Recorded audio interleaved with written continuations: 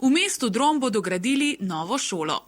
Mestni uslužbenec gospod Sekin je odgovoren, da izmed gradbenih podjetij izbere tisto, ki bo šolo zgradilo za najmanj denarja in največ kakovosti.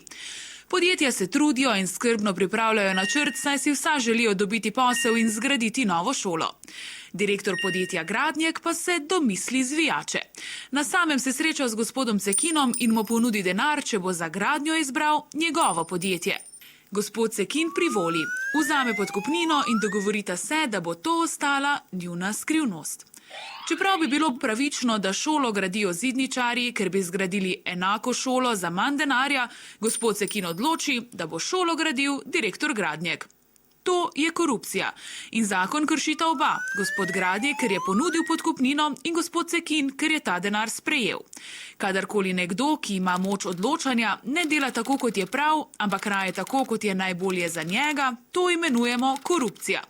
Korupcija je tudi, če gospod Gradnjek Sekinu ne da denarja, ampak zmaga zgolj zato, ker je njegov najboljši prijatelj, sorodnik ali pa na primer lastnik ladje in gre lahko gospod Sekin za to na brezplačne počitnice. Korupcija škoduje celotni družbi, saj zaradi nje ljudje sprejemajo slabe odločitve. Zato je korupcija prepovedana.